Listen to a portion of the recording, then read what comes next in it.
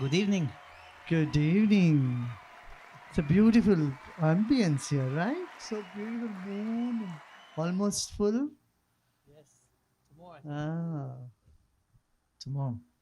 and my background is very good. All our backgrounds are very nice.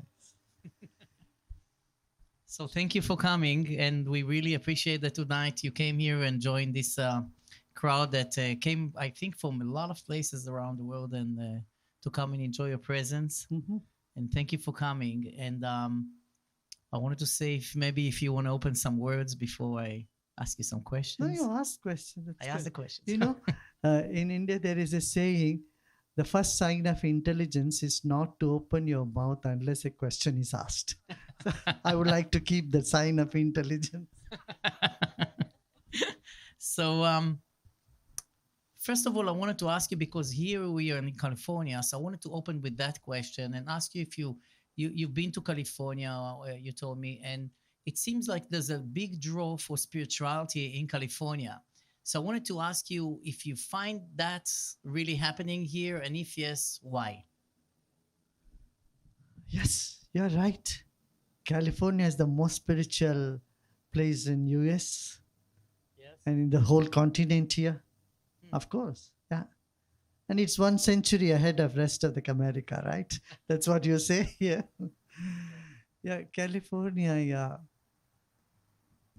And if you drill from here, you will land up in India. You Just will 12 hours straight on line. the straight line. On the other side of the world, you have India.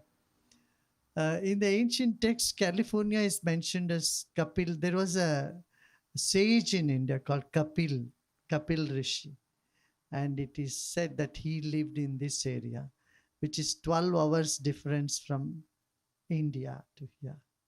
Hmm. So, and the self knowledge or self inquiry and all this is his subject. So, whatever it is here, people are very conscious, and the, I think it's the first state in northern uh, America that came towards for more spiritual knowledge, yoga, and health, Hmm.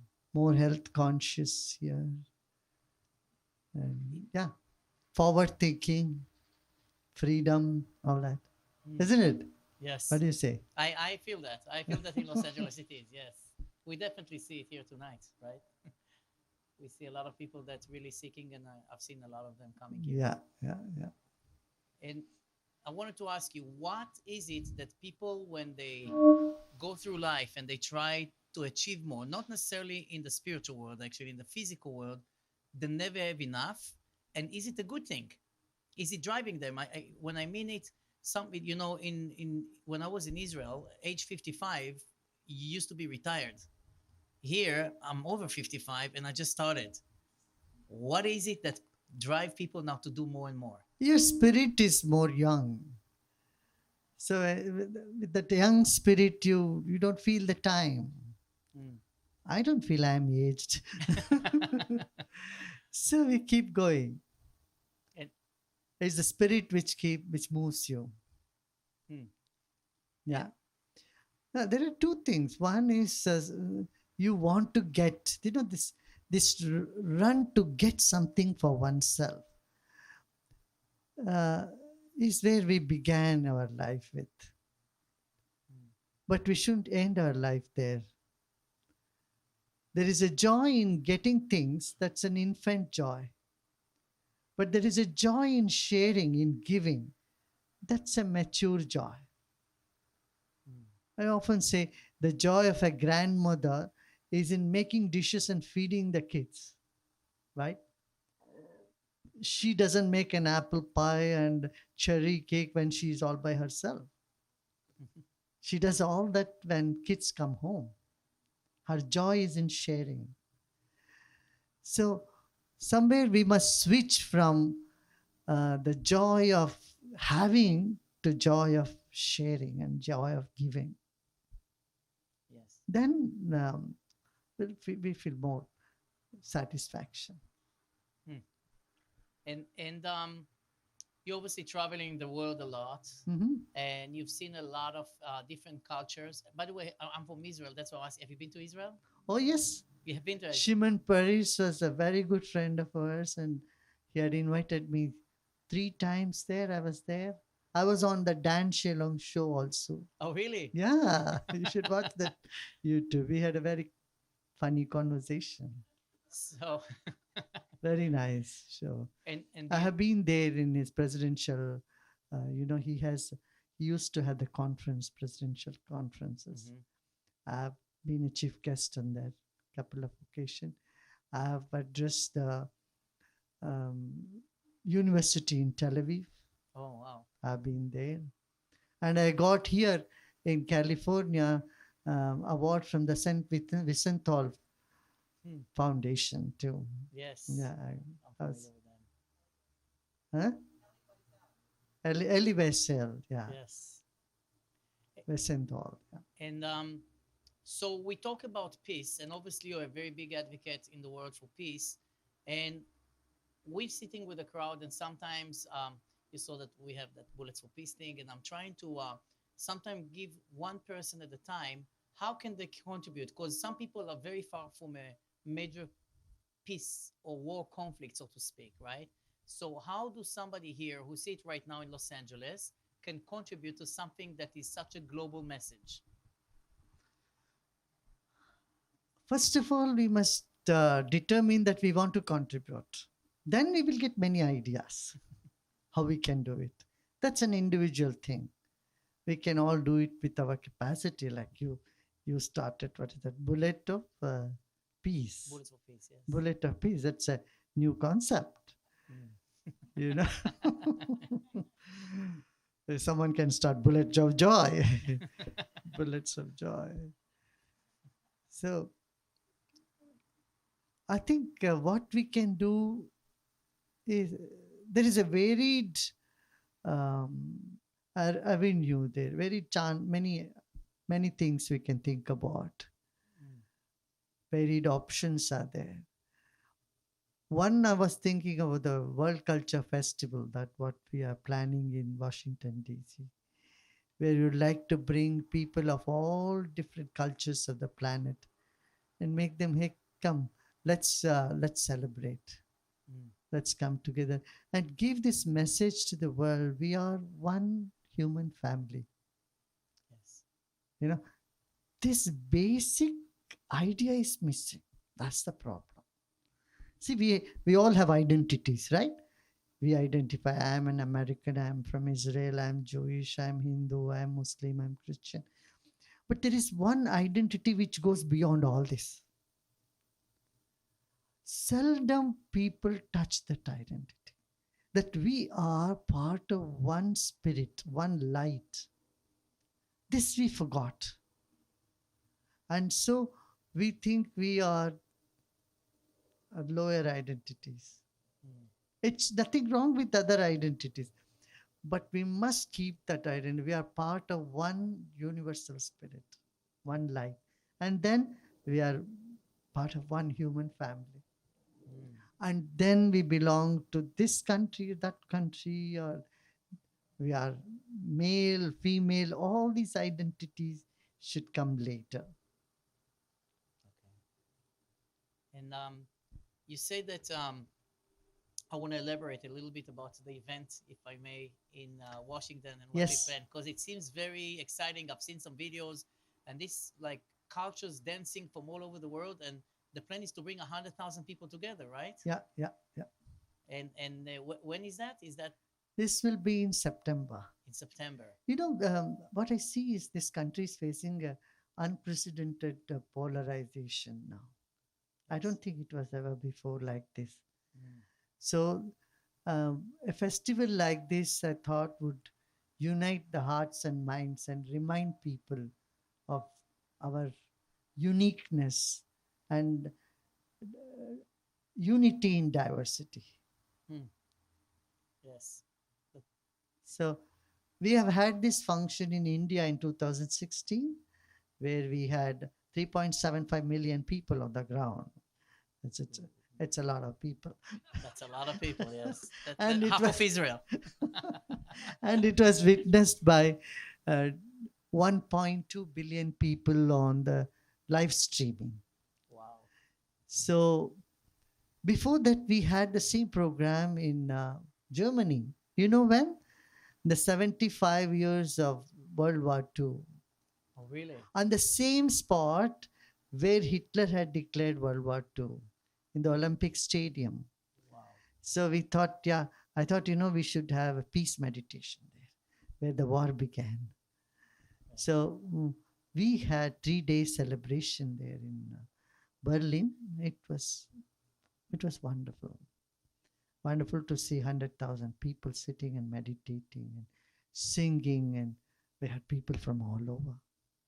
Amazing. And talking about meditation, your meditation is known as right now the most powerful meditation in the world. Your system. So, I would love to really elaborate it. We have here so many teachers coming and teaching meditation and breath work, and I would love to really understand what is the secret behind it. Yeah, to close on the yoga festival, that World Culture Festival, I'm also thinking of having a yoga in the morning there. Oh wow. We will have meditation in the evening and also yoga in the National Mall. What do you think? The whole National Mall, so many people doing yoga in the morning would create such positive vibes, Yes. isn't it? You know, um, the mind moves with the vibrations. Mm. You see, we convey more through our vibes than to our words.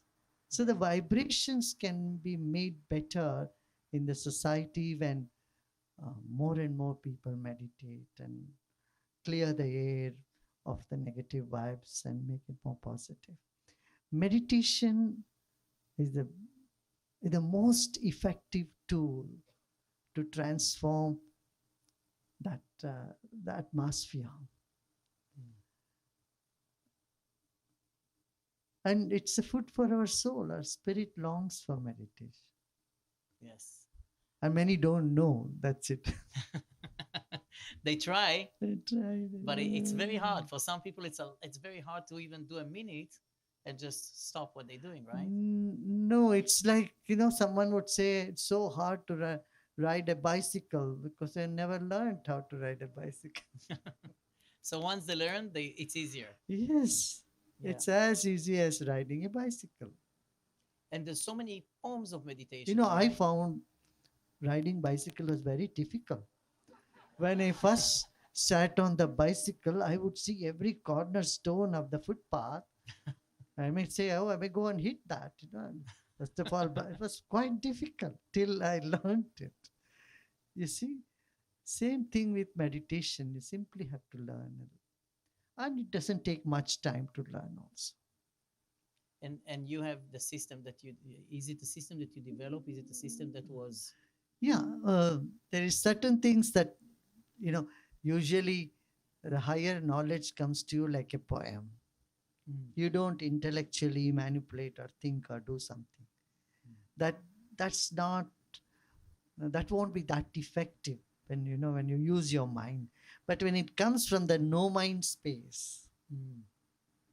like a poem, like an intuitive ability, that is something. That's something that's from beyond the space. Mm. And that's how this has come up. And so I keep sharing since then. I don't take a credit or I developed something. No, it's a gift, I would say. And we are carriers of that gift from the universe to the world. And in India, you have a center too, obviously, Oh right? yeah, yeah. Many centers Many all centers. over India. And you would say that the followers in India, do they have a certain routine that they do it in the morning, or it's like we talk about zazen and we said okay they have to, and it's very strict, right? Is it like that, or it's very soft and you do what you feel is right? What's the No, yeah. You can once you learn it, you can do it twice a day morning. We give when you should do. Obviously, not after a big meal. Mm, So it should precede your meal, your breakfast, morning, evening. You can do mm. 20 minutes after you do your yoga, tai chi, or kung fu, whatever you are doing. You know the. After all that, you can sit and then you can let go and do the breathing before that a few minutes of attending to the rhythms of the breath. That's a sky breathing technique, Sudarshan Kriya. Mm, Once you do that, you find yourself uplifted to a new dimension. mm. Wow. Yeah. And so, with that said, I wanted to ask you. Obviously, you talk about the sky, sky breathing, right? That's what it's called. Is that something that is there a reason why it's called sky breathing? Is there a reason behind it? No, Like, the Sanskrit name is Sudarshan Kriya Yoga. So your short form is sky because it's too difficult to pronounce, right? For Israelis or oh yes, for anyone. and, uh, yeah, for Indians it's easy because they have heard that know those names. So uh, even yoga was quite a difficult word here in the beginning. In the, I would say about 40, 50 years back, yoga was never thought to be a mainstream thing. Mm, And someone out there would do yoga, it's not a normal. But today, 2.5 billion people around the world are practicing yoga. wow, wow.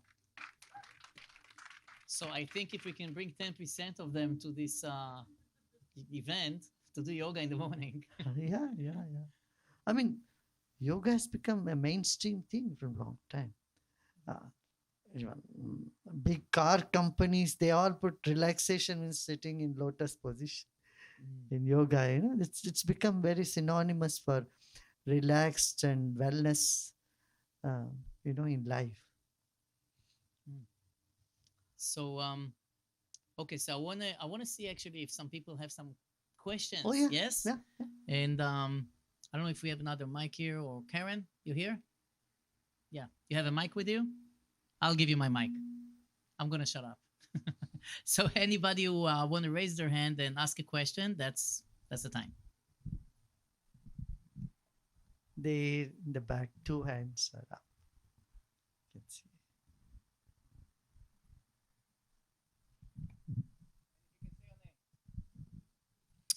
Hi, I'm Daniel. Thank you for coming this evening.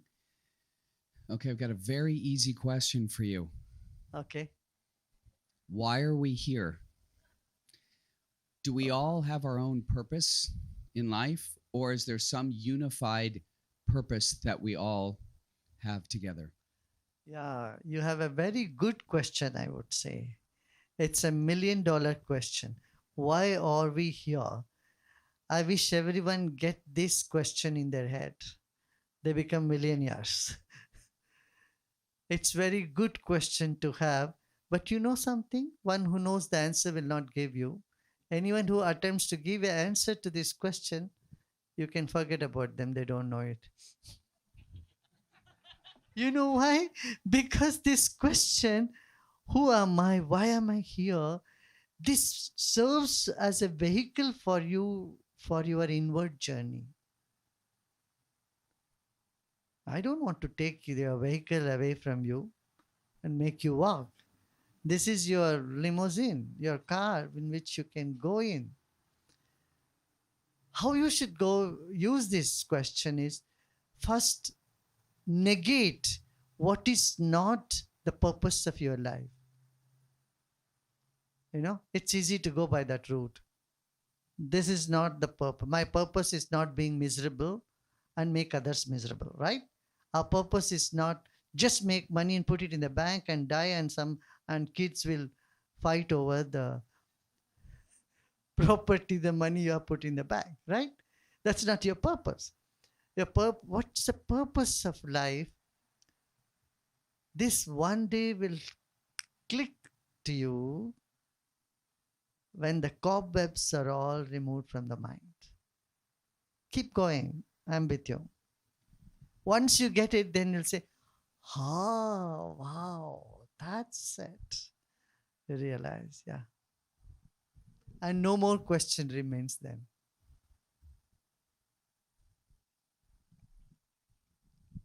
Hello, Yeah. my name is Scheherazade, and I would like to know, when you do yoga and you meditate and you empty yourself out, well, not empty, but you go into a place where you don't hear your thoughts and things like that, then are you just, do you ascend to another dimension where perhaps there are things going on there, or is it just for you to get peace? Like, are there different levels to this, or how exactly does Mm-hmm. this work? Mm-hmm. Mm-hmm.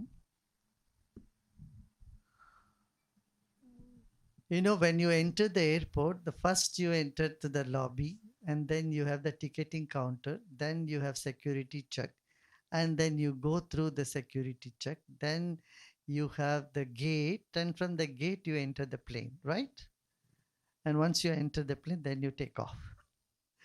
Similarly, in meditation, the first step is you'll get all the restlessness, and then that restlessness calms down, then you have emptiness, mind becomes empty.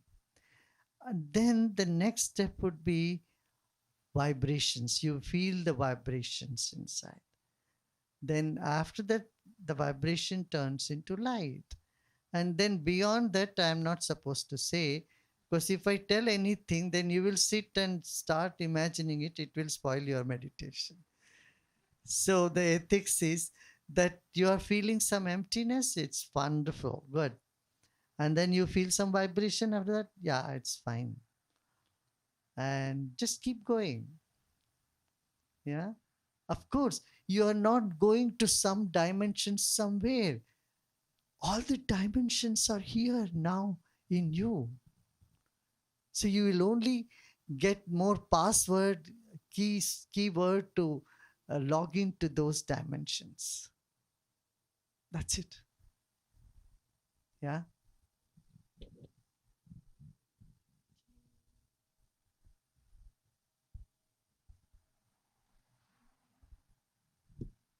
Hi, my name's Susanna. Thank you for being here. I wonder if you could talk a little bit about death and losing those we love. Yeah.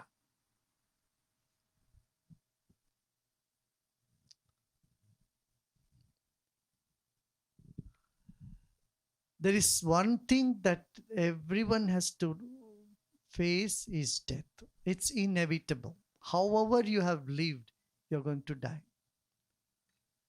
If you are happy, you will die. You are unhappy, you will die. You are healthy, you will die. You are unhealthy, you are die. You're going to die, right? That's one step that you cannot avoid, and everybody will face it. How you face it is the answer. We came into this world crying, but do we want to exit crying? No, we don't. That's not an intelligent thing to do. Yeah. Now, what is death? It's one of the biggest mystery of life. Like the birth. You have no idea before birth where you are, what you were, how did you come into your mother's womb. You have no idea. And similarly, you have no idea after death where you go, what will happen. The body remains here. The spirit separates from the body. Where does the spirit go? No idea. I can give you a simple analysis example of a television. You know, in television, even after you switch off the television, the radio waves are still there. The CNN, Fox channels are still there. The vibrations still do exist. Similarly, our body is just the boombox or the what do you call that? The tube. It's just the screen. You switch off the screen. That doesn't mean the the radio waves have also disappeared. Similarly, our spirit remains, and it remains with all the impressions, especially the last impression in the mind. In fact, our sleep every night gives us a little glimpse of death.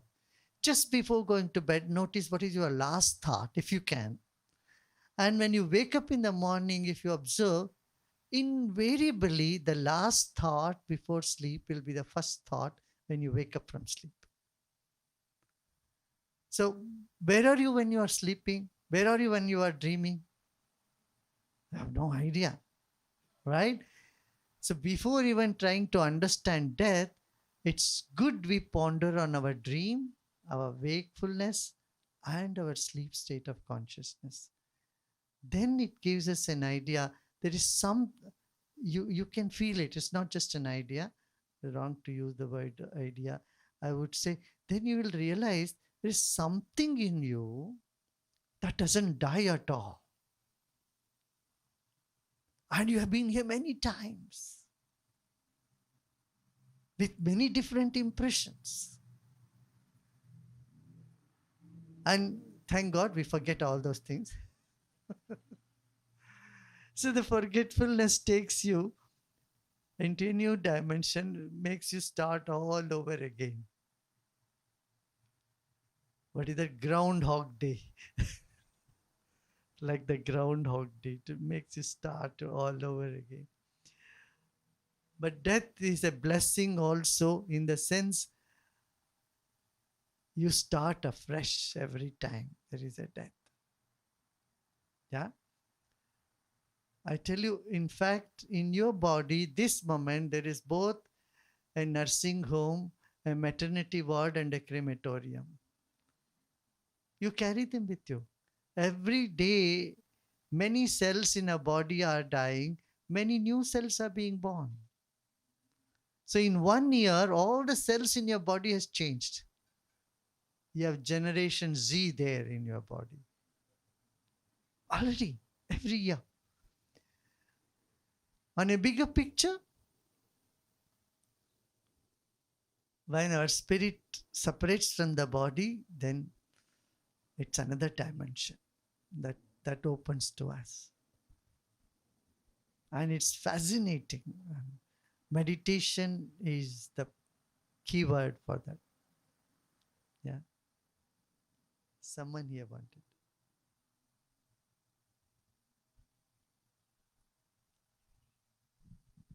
I have made one talk on Kathopanishad. Here only in LA, I gave that talk. It's known all over the world. Everybody, people here. In that ancient scripture, and then I have put some, um, my thoughts on that, experiences on that, and I've spoken on that Kathopanishad. You can go on the Google and death and beyond. Lot of knowledge you can get. Yeah. Hi, my name is Laura. Thank you so much for being here. Um, you are an advocate for peace and love, and I think that all that are here are as well. So, my question is, how do we forgive what we may perceive as unforgivable? Why do you want to forgive? Tell me. If something is difficult, why do you take that route?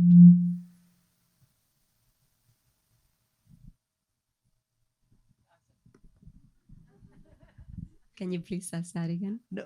If you mean to say to forgive is very difficult, right? To forgive someone is very difficult, right?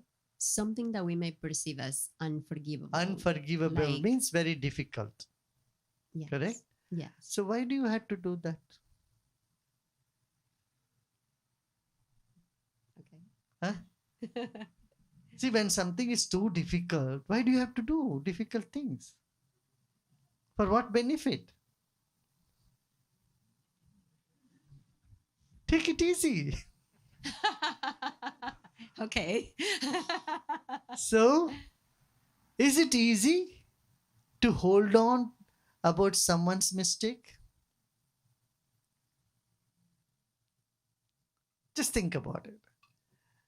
See, when to forgive is difficult, don't do it.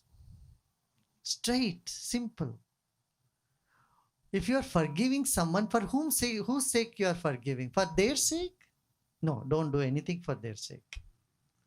But if you are forgiving that person for your own sake, you better do it. because otherwise that person occupies your upper chamber and bothers you day and night, isn't it? You want to forgive someone because it is difficult to hold on to someone else's mistake. Correct? See, your anger is the punishment that you give it to yourself or someone else's mistake. Have you thought about it that way? Here, anyone? See, today, someone does a mistake, you get angry. When you are angry, who is at loss?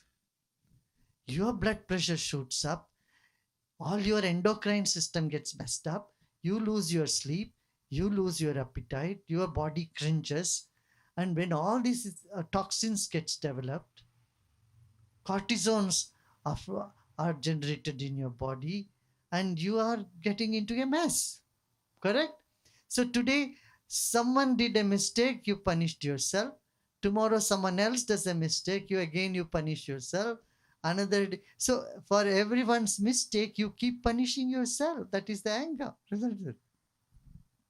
Similarly, you are holding against somebody that anger or hatred or whatever that is negative feeling because they did something that's so wrong.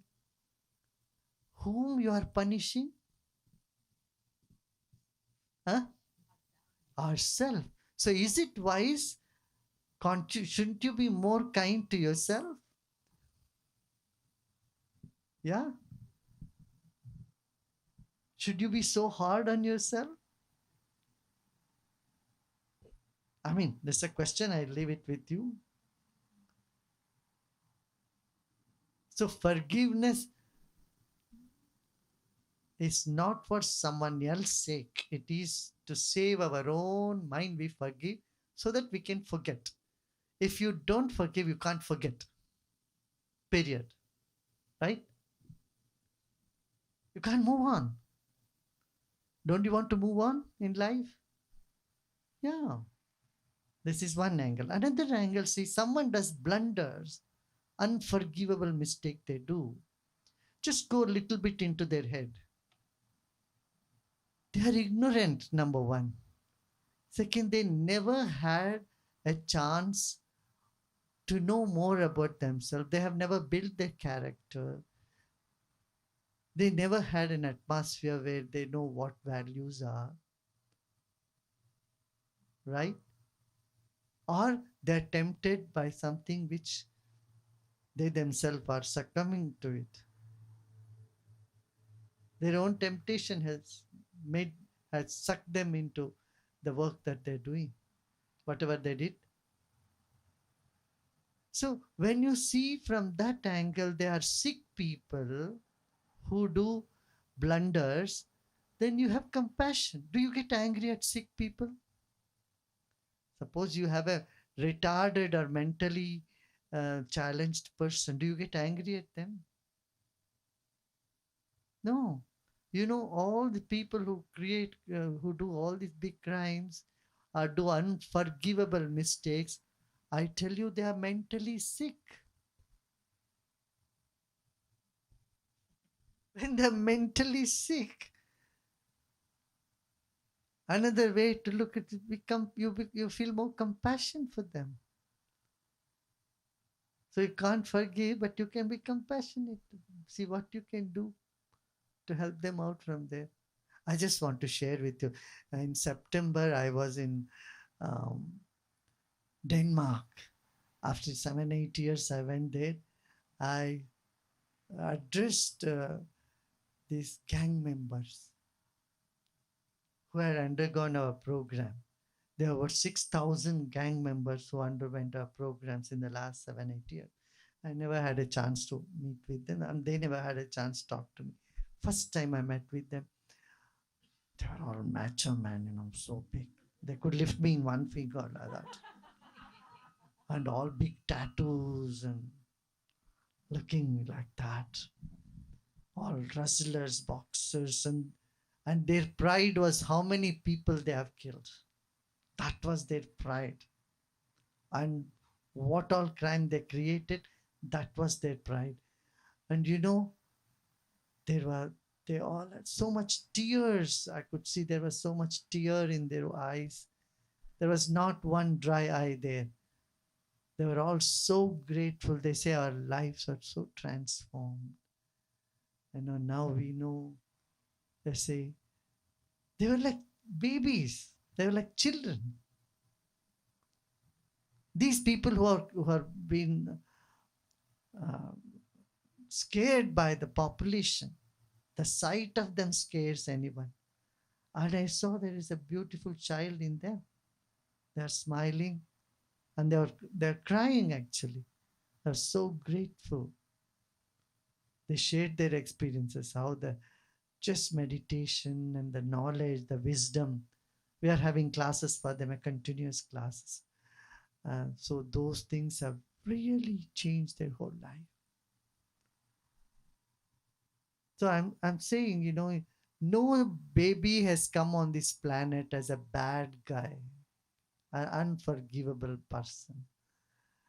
It's due to circumstances, situation, bring their background. All these things have contributed to where they were. See, see, mistakes happen through everybody. You have done some mistakes. Say, suppose someone holds you on to your mistake till your end. Would you like it? No, you would say, no, come on, some mistake happened through me. Now let's move forward, right? Some do small mistakes, some others do some big mistake. It's only a matter of huh? It's a matter, it's a degree of mistakes, that's all. Yeah. And that's it.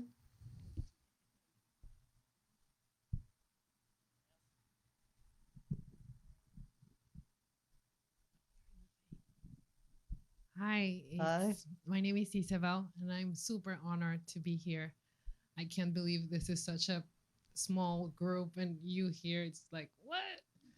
Um, but well, I have like kind of intimate question. You being such an influential man in this time of humanity, and having such a big following all around the world, how do you even have an ego? How do you manage that? Or like maybe you're not human. Like I could also put that on the table. Like throughout all these years, like how do you manage being human in your personal life and being such a big teacher? It's a wonder only. It's not a question. You can keep wondering about it. Yeah. See, what is ego? Ego is I am something, you are something different. But when you really realize there is no two, we're all just part of one ocean called life. Our bodies are just like shells floating in the ocean. Body is not life. Life is, our mind is bigger than the body. We think our mind is in the body, that is ego. But when you realize the body is inside the mind, it's altogether a different perspective. Yeah. Then there is no other. No, I've traveled everywhere in the most of the countries in the world, not every country. But wherever I went, I never felt I have come to a foreign place. Or nor did the people ever thought I am a foreigner. Whether I go to Argentina or Mongolia or Japan, I felt I come to my place. I felt so close to them, and they also. I never felt that any sort of barrier or wall or cultural difference. None of that. So I feel at home. And when you feel at home, everybody also feels at home. They also started. Nobody feels I'm a stranger. People feel that I'm close to, even though we don't know, we don't speak the same language. Here, of course, here we speak English, we can communicate, but some places, we don't even speak the same language. So our connection, our relationship goes beyond languages. That is what the spirit is. See, birds from different parts of the world, they can communicate in one. It's a small child asked me, before 5 year old boy asked me, uh, Gurudev, when cows from around the world can communicate, birds from around the world can communicate, why not human beings communicate in one language? I said, yes, they communicate the language of the heart. That doesn't need any words. It, the communication happens through vibrations. Yeah. One, they,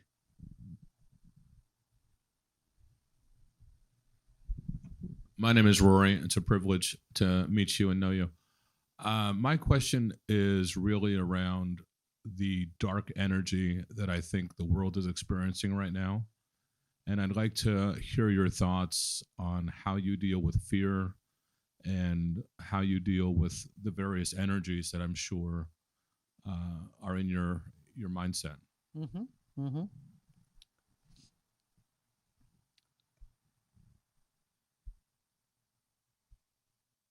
Darkness is like shadow. It doesn't have an existence of its own.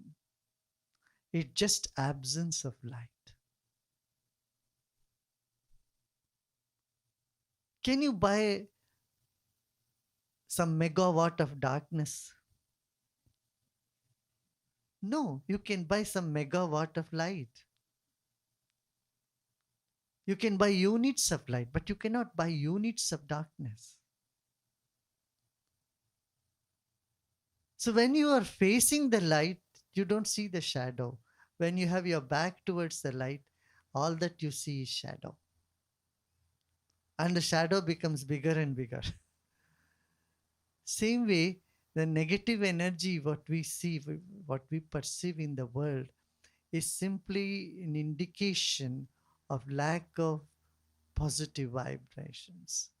So when we increase the positivity, negativity will simply go down. It's just like a knot in a cloth, in a piece of cloth. Yeah, the knot is there for sure. But can you unknot that? Yes. The moment you unknot the cloth, the knot is not there anymore. There are creases in your clothes. You can see that, but they can all be ironed out in no time. If you ask me after ironing, where did the crease go? What you will say? Oh no, it was just absence of uh, the cleanness, isn't it? So same thing with negative energy. And to counter that, only all this meditation. If say suppose if there is no negative energy at all, what is the need to do any meditation? What is the need to do any singing and all that stuff? Nothing matters.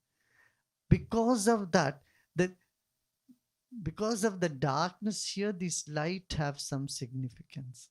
In the daytime, these lights and all this fireplace has no value, right? So these practices are there to nullify those darkness. And it doesn't take much time. Suppose a room is shut for 20 years, it and it's dark for 20 years. It doesn't take 20 years to bring the light back. Just one matchstick, one switch, it's good enough. What do you say? Yeah. We need to work. That's why one thing I have observed is people who are in the negative mindset are super active, though they are small in numbers. Even in your own life, you can see when you are upset and you want to yell at somebody, you will do it right away. You'll take the phone and then you shout and yell it, and only then you feel relief. Even in the middle of the night, you just want to do that, right? But you want to do something good, they will say postpone. We'll do it tomorrow, another day. Manana. That tendency is quite natural to do something good with. Similarly, people who are good hearted, good minded, they are a little bit laid back. They are not that active. But people who are negative, want to agitate, want to shout, yell, they are super active. I think now is a chance that the positive minded people should come together and be active again. This is what happened at the time of Lord Buddha. 10,000 people could sit in one place. All the positive mind people meditate. And then all those fighting tendency in the warriors started coming down. India was 500 small kingdoms at that time. And they will fight with each other. It was a continent, just like in Europe. And Italy fought with France, and France was fighting with Spain, and Spain with Portugal, and they all fought with UK. There was so much fight was happening all the time.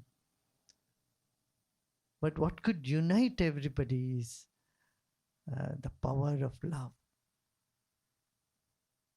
silence, meditation. That is what we all have to do more, bringing this wisdom to every doorstep. What do you think? Isn't it? See, this country in this last 1 year, not even 1 year, 8, 9, 10 months, had 600 mass shootings and 6,000 young people, brilliant young people, college students have taken their life. 400 doctors are supposed to save others' life committed suicide. 27 veterans on a daily basis are killing themselves. These are all appalling. This doesn't indicate we are in a civilized society. Something wrong. What do you say? Isn't it? You ask your grandfathers, grandmothers, and mom and your grandpa, grandma, you ask them, they would say in their time there was no such suicide. Maybe perhaps there was never so many like this. Today we have so many amenities. We are um, economically better off, and still people are taking their life, and depression, anxiety. That's where spirituality is very, very important. That's why I'm on the run to train more instructors and teachers of meditation, and let meditation reach each and every home like the cell phone, and we can have a better world. What do you say? Right? Okay. One last question. Hello, my name is Aliona, and it's unbelievable opportunity to be here and see you. Thank you so much for this. And my question is, what's the main ideas of relationship between man and woman? It seems like a lot of love and pleasure, but why it's hurt a lot? Well, I think your question is to a wrong number. I have no experience in this field. But anyway, uh, hurt is a part of love. You must know that. You don't get so hurt when someone who doesn't love you so much says something to you. You get angry or you ignore them. But when someone very close to you says something, even a small thing, it hurts you more. Here, you need to be more wise. The wisdom can help you to sail through that. You see, um, when we have wisdom with love, it leads us to bliss. Otherwise, we have only love and no wisdom.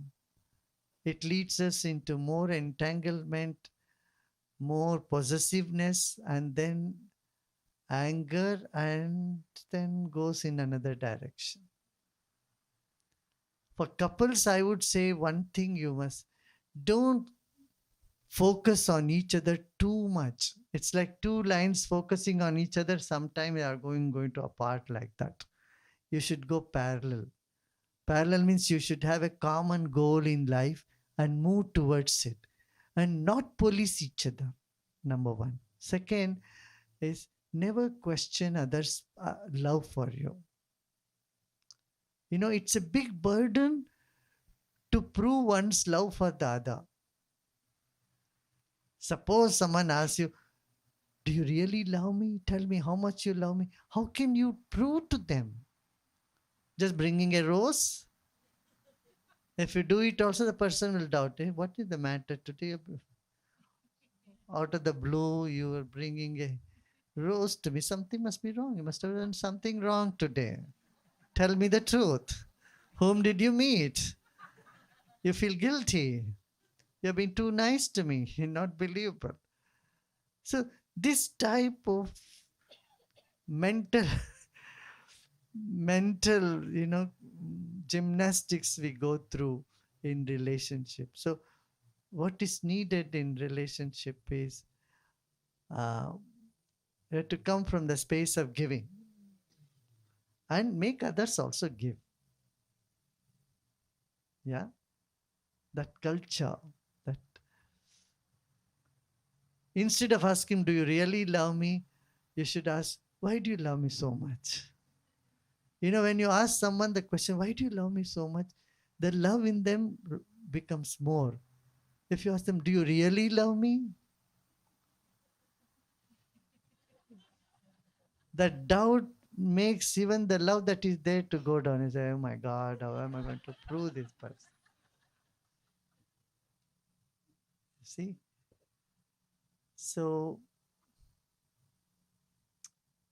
other things, I think you can get many ideas from many here. So, I'll give you about, how to make relationship work better. And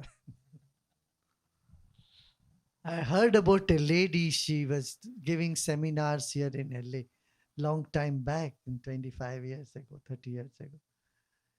And she had 7 divorces, 7 times divorced, and she was giving seminars on how to make love work.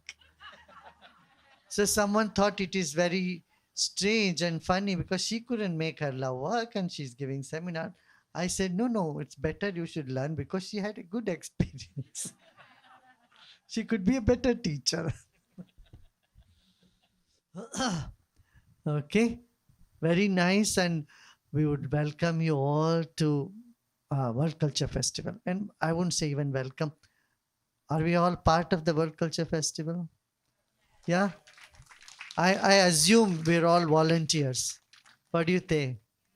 Yeah. Let's all come together. Let's see how we can all contribute and make this unique event, historical event, um, bring people together. That's just a beginning. From there, see, our life is very short. Another 40, 50 years, none of us will be here. We'll all be ashes or we'll be under the ground.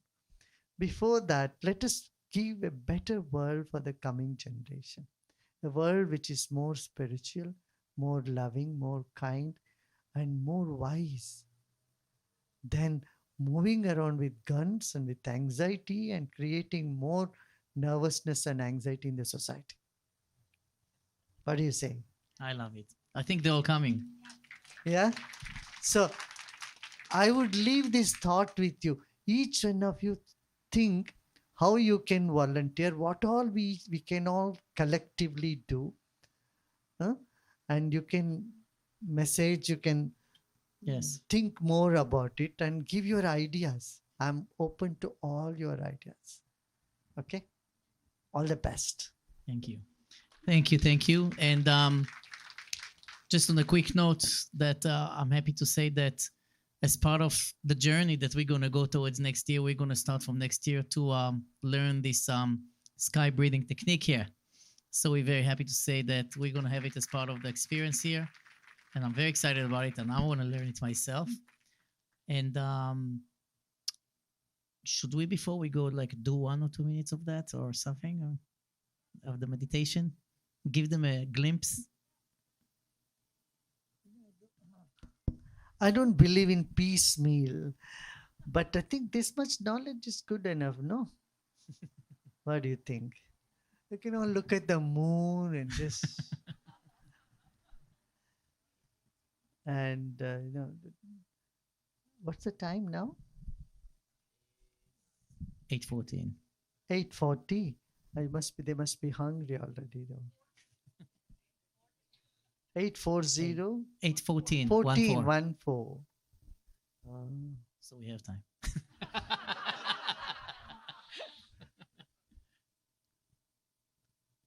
And then just move today with this thought.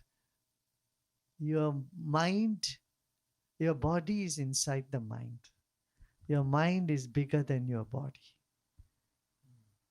And when you are eating food, know that this food you are eating is tomorrow going to see the television, operate the phone. See, we came into this world weighing only, 6 pounds, 7 pounds? And remember how much you weigh today. And this is all from the food you got. And every time you eat the food, and that's going to make your body, and that's going to make your consciousness, and you're going to listen. That those bananas, carrots, or whatever is there, pizzas, are going to see, hear, touch, smell, taste, do all that tomorrow. I mean, this thought itself can provoke us to another dimension. Okay? All the best to everyone. Thank you. Thank you so much. Thank you again, and thank you, everybody.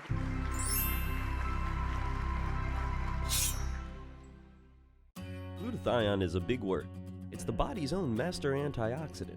It's a scavenger for free radical, bacteria, and viruses. There are no products in the market with the ingredient NASET. NASET increases the production of glutathione that's in our body already to strengthen and enhance our immune system, elevate sense of well-being, support muscle strength and endurance, cognitive function, and liver support. It helps with increased energy and blood sugar regulation. Get your bottle of GSH Plus from www.salvationnutra.com.